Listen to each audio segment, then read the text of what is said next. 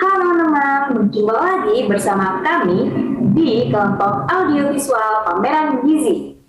Nah, kalian pasti sudah melihat dong video-video lainnya tentang audiovisual di pameran gizi dengan topik yang berbeda dan juga menarik.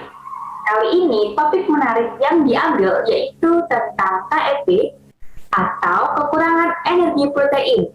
Nah, penasaran dengan karya-karya bagaimana sih yang masuk ke dalam kategori KIP? Simak terus videonya ya. Di suatu daerah X dengan kondisi kesejahteraan masyarakat yang rata-rata masih rendah, ditambah dengan minimnya pelayanan kesehatan, terdapat banyak sekali kasus permasalahan gizi yang tanpa disadari oleh masyarakat di daerah X tersebut. Kemudian pada suatu hari terdapat beberapa tenaga kesehatan yang sedang melakukan survei dan penelitian di desa tersebut. Dari hasil penelitian didapatkan hasil bahwa sebagian besar permasalahan gizi yang dihadapi di daerah tersebut adalah balita yang banyak menderita kejadian kekurangan energi protein atau KIP. Akhirnya, tenaga kesehatan tersebut melakukan pemeriksaan secara lengkap pada semua balita yang meliputi usia, jenis kelamin, pengukuran berat badan, dan juga tinggi badan. Setelah dilakukan pemeriksaan, didapati hasil bahwa balita yang rentan menderita KIP yaitu antara usia 12 sampai 23 bulan, sebab pada usia tersebut merupakan masa lanjutan dari periode menyapih. Meningkatnya kejadian KIP pada masa ini merupakan akibat dari asupan makanan yang kurang.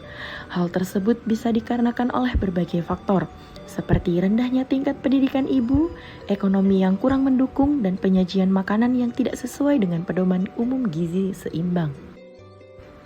Adanya praktik penyajian yang tidak memperhatikan syarat kebersihan juga dapat mengakibatkan balita lebih rentan terkena penyakit, terutama diare.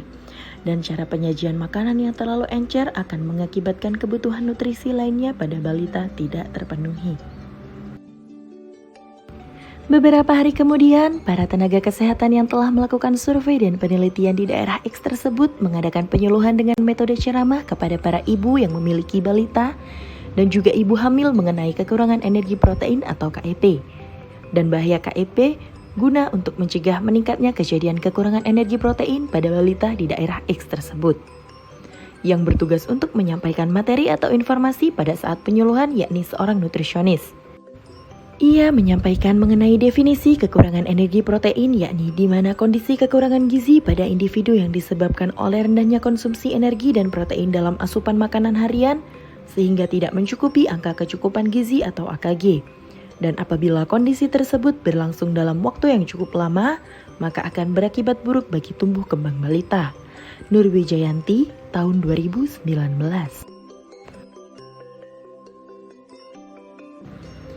Ia juga menjelaskan bahwa kekurangan energi protein atau KEP dikelompokkan dalam 3 kategori menurut tingkatannya, yakni marasmus, kwashiorkor, dan gabungan marasmus-kwashiorkor. Ketiga kategori tersebut menunjukkan tanda dan gejala klinis yang berbeda-beda. Pada balita KIP tipe marasmus, penyebab lebih sering ditemukan adalah balita tidak mendapatkan ASI eksklusif yang cukup, dan balita yang diberikan makanan pendamping ASI atau MPASI terlalu dini atau terlambat. Sedangkan pada balita KIP tipe kwashiorkor, penyebab lebih sering ditemukan adalah karena konsumsi makanan pokok berupa karbohidrat yang kandungan dan kualitas proteinnya rendah. Sementara makanan dengan kandungan protein yang tinggi terdapat pada protein hewani seperti daging, susu, keju, dan ikan yang harganya lebih mahal dibandingkan makanan yang mengandung karbohidrat seperti beras dan jagung, sehingga makanan yang tinggi protein tersebut tidak mampu dibeli oleh keluarga dengan penghasilan rendah. Dan pada balita KIP tipe gabungan marasmus dan kwashiorkor mengalami infeksi tanpa disertai gejala seperti demam yang khas untuk menandakan inflamasi. Hal ini dikarenakan gagalnya sistem imunitas tubuh untuk memberikan respon seperti komotaksis, opsonisasi, dan fagositosis terhadap bakteri, virus, dan jamur yang menyerang tubuh. Balita KIP disertai dengan penyakit penyerta terbanyak adalah ISPA diikuti dengan diare dan tuberkulosis. Kondisi ini perlu dilakukannya pencatatan rekam medis yang lebih baik, terutama pengukuran berat badan, tinggi badan, serta penyimpanan yang lebih teliti untuk kemudahan dalam penelitian dan monitoring pertumbuhan oleh pihak instansi kesehatan. Untuk mengurangi angka kejadian KIP pada balita, diharapkan peran aktif dari pihak puskesmas untuk memberikan pelayanan kesehatan di bidang gizi, serta peran pemerintah untuk dapat memberikan solusi dari permasalahan tersebut, seperti membuat lapangan pekerjaan, tujuannya untuk membangun dan menciptakan sumber daya manusia atau ekonomi masyarakat setempat agar lebih tinggi atau maju serta sejahtera.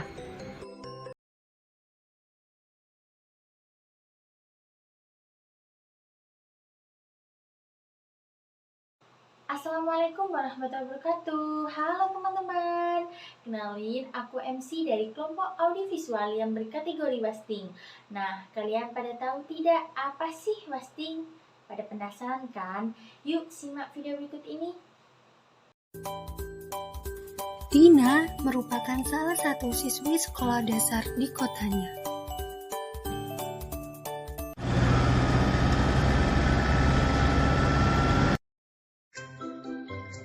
Dina selalu melewatkan sarapan paginya sebelum berangkat ke sekolah. Sarapan dulu, Din. Skip dulu, Mah. Selain itu, Dina gemar sekali mengkonsumsi makanan yang minim zat gizi. Suatu hari di sekolahannya diadakan kegiatan pemantauan status gizi.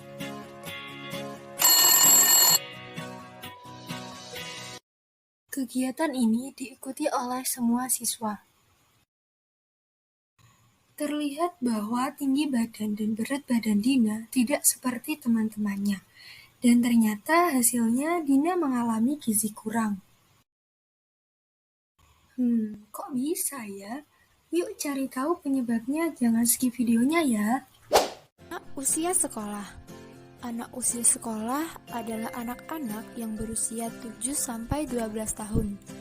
Pada usia ini, terjadi perubahan yang signifikan terhadap perkembangan biologis, psikososial, kognitif, sosial, dan spiritual. Pertumbuhan dan perkembangan fisik anak ditandai dengan penambahan tinggi badan, berat badan, dan postur tubuh. Kekurusan pada anak usia sekolah.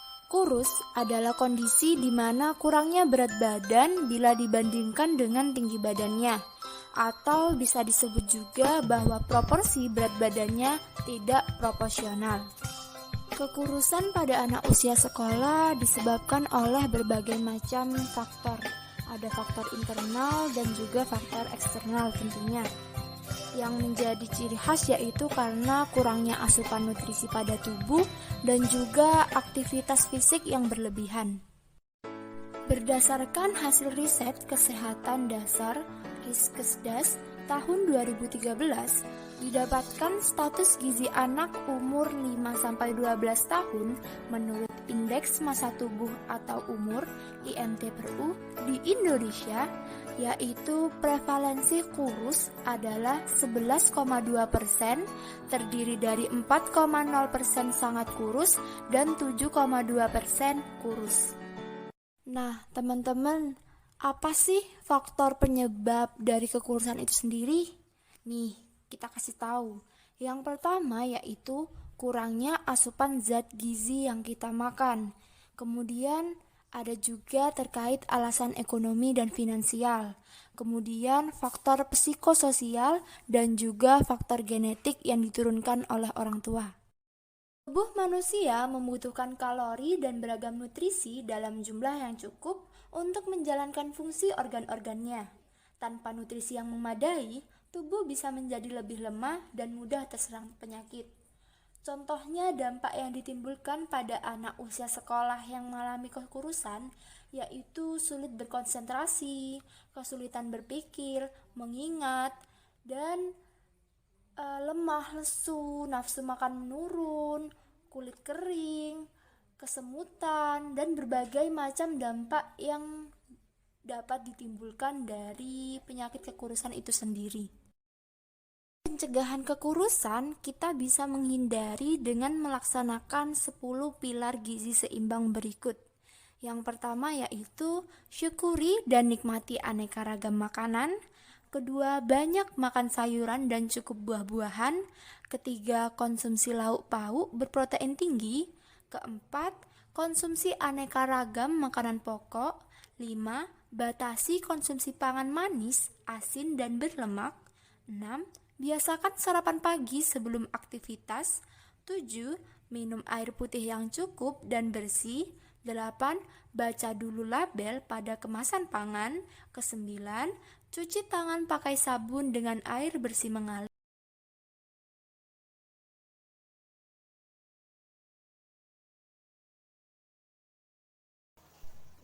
Nah, untuk video yang terakhir yaitu tentang kekurangan energi kronis atau KEK.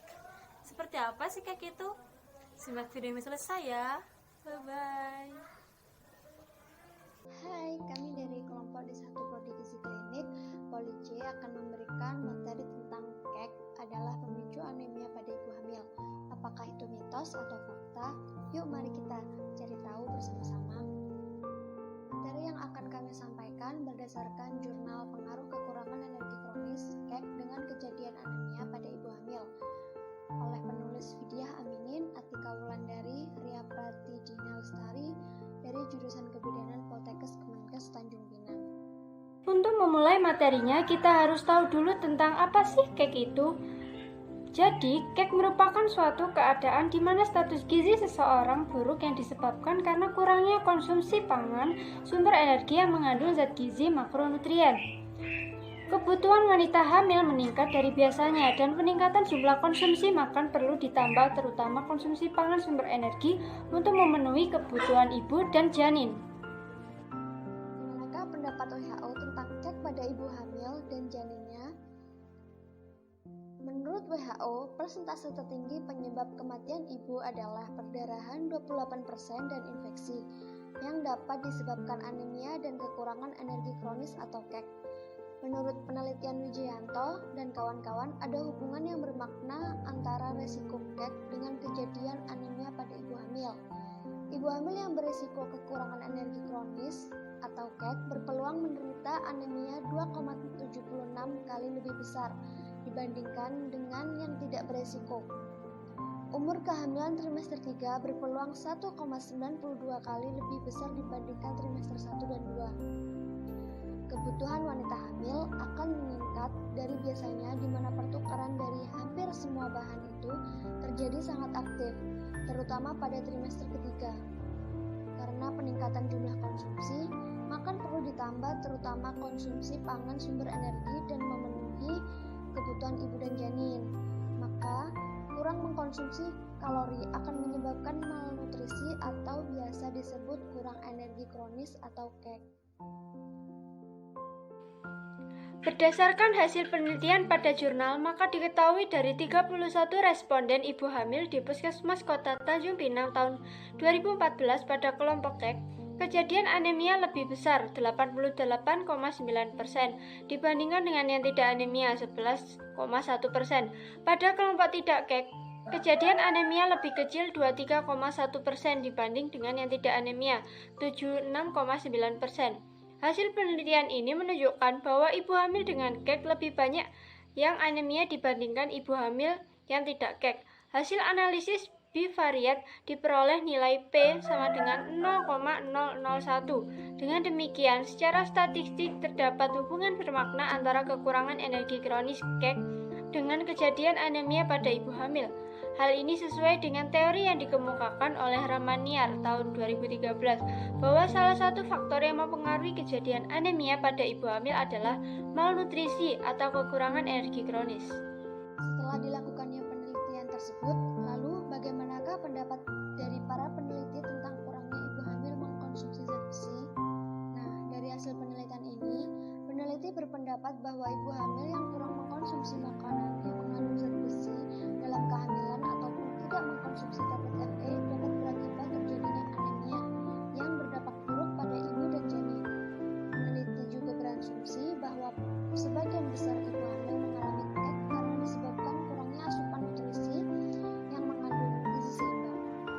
Pada trimester 1, biasanya ibu hamil mengalami nausea atau mual atau juga emesis muntah yang menyebabkan ibu kurang mengkonsumsi makanan yang mengandung gizi seimbang atau bervariasi sehingga absorpsi makanan di dalam tubuh tidak berlangsung dengan baik yang dapat mempengaruhi dampak kesehatan ibu dan janin.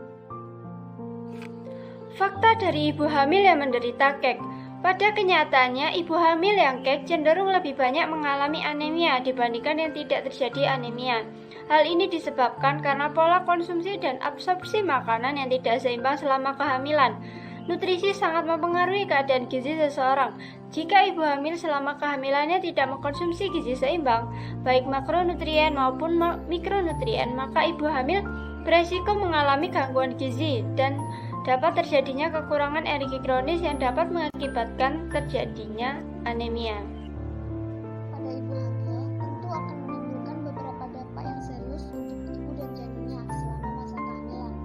Dampak akut menurut Rahmaniar tahun 2013 menyatakan bahwa bila ibu mengalami resiko kek selama hamil akan menimbulkan masalah baik pada ibu maupun janin. Kek pada ibu hamil dapat menyebabkan resiko pada komplikasi pada ibu antara lain anemia, perdarahan, berat badan ibu tidak bertambah secara normal, atau penyakit infeksi. Kek pada ibu hamil dapat mempengaruhi proses pertumbuhan janin dan dapat menimbulkan keguguran, abortus, bayi lahir mati, kematian neonatal, cacat bawaan, anemia pada bayi, asfiksia intrapartum atau mati dalam kandungan dan lahir dengan berat badan rendah atau BBLR. Untuk mencegah terjadinya kek, maka asupan yang bergizi adalah salah satu contoh pencegahannya. Asupan yang paling dibutuhkan oleh ibu hamil adalah zat besi. Asupan zat besi bisa didapatkan dari makanan hewani atau nabati yang mengandung zat besi untuk meningkatkan kadar Hb dalam darah. Ibu hamil trimester 1 hendaknya mengkonsumsi makanan yang mengandung gizi seimbang atau bervariasi untuk meningkatkan asupan nutrisi di dalam tubuh dan untuk meningkatkan zat besi di dalam melalui konsumsi makanan yang cukup mengandung kalori serta meningkatkan ketersediaan makanan yang mengandung zat besi untuk dimakan dengan memberitahukan makanan yang dapat memacu dan menghindari pangan yang dapat menghambat penyerapan zat besi di dalam tubuh.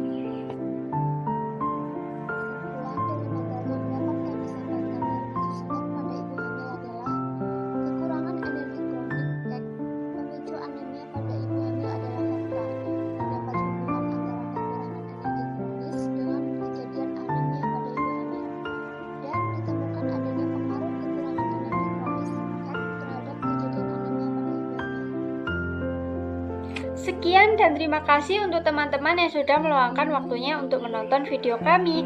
Kami berharap dengan video yang kami share akan menambah pengetahuan teman-teman tentang kek pada ibu hamil. Sampai jumpa di video kami yang lainnya.